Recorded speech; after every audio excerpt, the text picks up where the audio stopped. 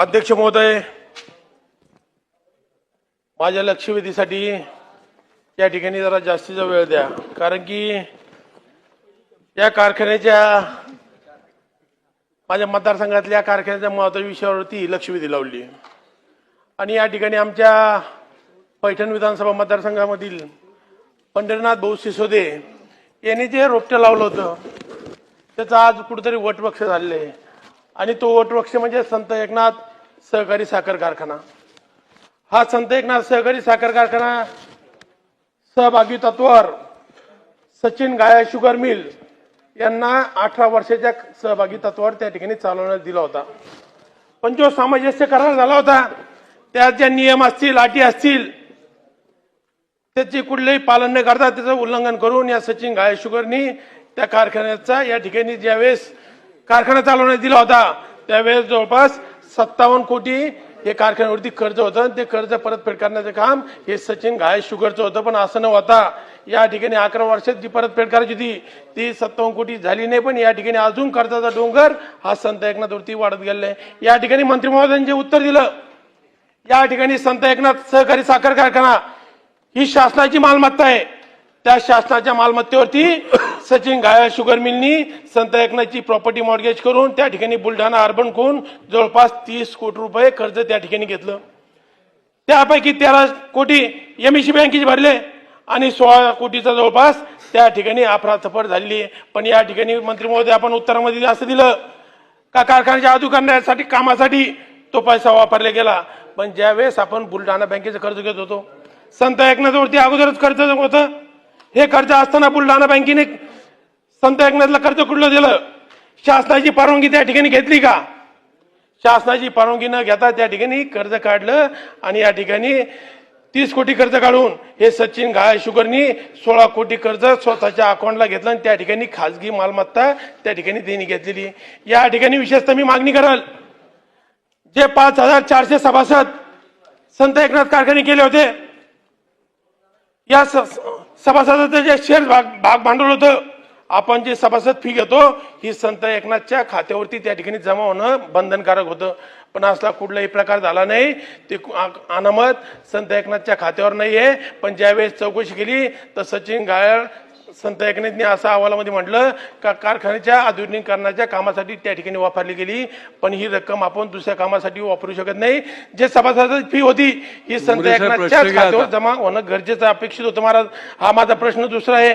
आणि या ठिकाणी कारखान्याच्या अनुषंगाने मुख्यमंत्री महोदय असतील, सहकार मंत्री असतील, दोन्ही उपमुख्यमंत्री असतील आणि या ठिकाणी सहकार कारखाने हे चालले पाहिजे असा दृष्टिकोन ठेवणारे स्वर्गीय अजितदादा होते। अजितदादाने देखील त्यावेळेस चौकशीचे आदेश दिले होते, पण या ठिकाणी अध्यक्ष महोदय त्या कारखान्याची अद्याप चौकशी झाली नाही। पण या ठिकाणी जे सचिन गाया शुगर मिल आहे याचा जो सामंजस्य करार आहे तो रद्द झाला पाहिजे आणि संत एकनाथवरती प्रशासक मंडळ त्या ठिकाणी बसले गेलं पाहिजे आणि सचिन गायाला जो पाठीशी घालणारे अधिकारी असतील यांची देखील त्या ठिकाणी चौकशी झाली पाहिजे। माझी मागणी या ठिकाणी दोनच आहे, या ठिकाणी प्रशासक मंडळ आलं पाहिजे आणि सामंजस्य करार जो सचिन गायासोबत संत एकनाथ झालेला आहे तो रद्द झाला पाहिजे आणि जे संबंधित अधिकारी असतील त्यांच्यावरती आणि या सचिन गायावरती मोकासारखे गुन्हे त्या ठिकाणी दाखल केले पाहिजे। ही मंत्री महोदयाला माझी मंत्री महोदय बोलायचे त्याच्यावर।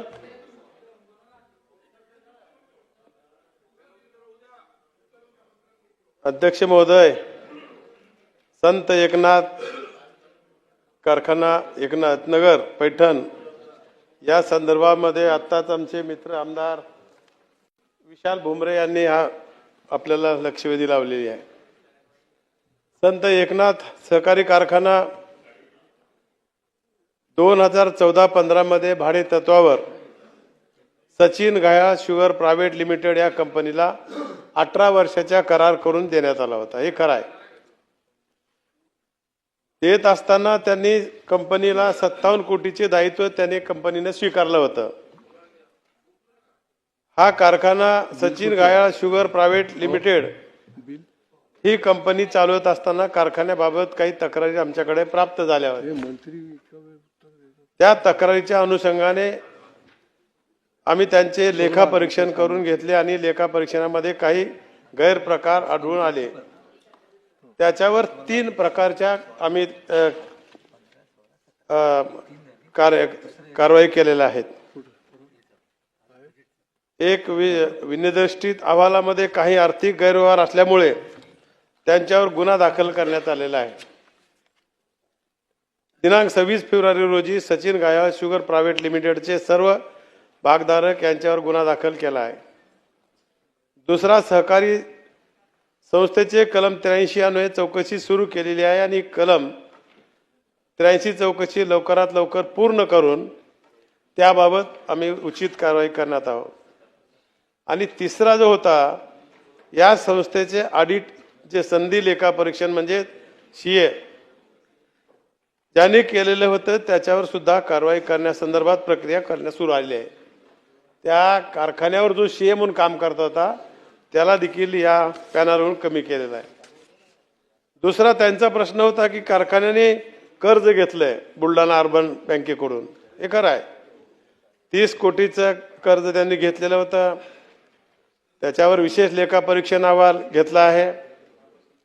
30 कोटीपैकी साधारणतः 13 कोटी 83 लाख रुपये ही रक्कम त्यांनी MSC बँकेचं देणं लागतं म्हणून तिथं भरणा केलेली आहे. आणि उर्वरित बँक पैसे 16 कोटी 17 लाख रुपये कोटी रक्कम कारखान्याच्या म्हणण्याप्रमाणे त्यांनी कारखान्यात आधुनिकीकरणासाठी खर्च केला असं ते रिपोर्टमध्ये दिलेलं आहे. पण ते अजून आम्हाला काही निश्चित झाले नाही, ते तपासून घेऊन आणि त्याचा पैसा जर डायव्हर्शन झाला असेल तर त्याच्यावर गुन्हा दाखल आपण केलेलाच आहे. म्हणून या ठिकाणी दुसरं त्यांचं म्हणणं होतं अध्यक्ष महोदय की एखादा कारखाना भाडे तत्वावर देतो त्यावेळेस भाडे तत्वावर कारखाना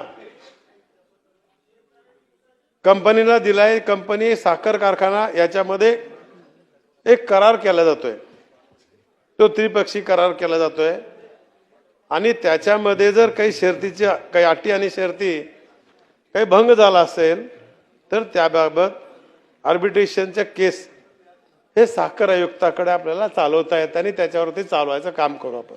तुमचा एक उपप्रश्न घ्या. अध्यक्ष महोदय, या ठिकाणी बोला ना. मंत्री महोदयांनी जे उत्तर दिलं यात आमचं समाधान नाही आहे. कारण की या ठिकाणी जो सामंजस्य करार होतो त्रिपक्षीय, या ठिकाणी संत एकनाथ साखर कारखाना सहकारी साखर कारखाने जो करार करून दिलेला आहे सचिन गायळ शुगर मिलला, ज्यावेळेस करार झाला शासनाच्या नियम अटी ज्या ठरवून दिल्या असत्या या नियमाटीचा सर्व उल्लंघन त्या ठिकाणी केले. या ठिकाणी RRCची कारवाई केली होती. या ठिकाणी जिल्हा अधिकारी महोदयांनी साखर आयुक्तांना पत्र दिलंय का त्या ठिकाणी साखर साठा नाही आहे, त्या ठिकाणी मालमत्ता कुठली नाही, ती देखील कारवाई झाली नाही. जिल्हा अधिकारी महोदयांनी साखर आयुक्ताला पत्र दिले आणि या ठिकाणी साखर आयुक्तांनी त्या ठिकाणी 2015 मध्ये 18 मध्ये पत्र दिलंय या ठिकाणी सचिव महोदयाला का हा करार रद्द करण्यात यावा म्हणून शासनाला पत्र दिलंय. पण त्याच्यावर विचारा अद्यापही कारवाई केलेली नाही. तर माझी विनंती आहे का त्या ठिकाणी कारखान्यावरती प्रशासक मंडळ लागलं गेलं पाहिजे आणि त्या ठिकाणी हा करार रद्द झाला पाहिजे. या 2 प्रमुख मागण्या माझ्या त्या ठिकाणी. चला मंत्री महोदय. बैठक लावतो. नसं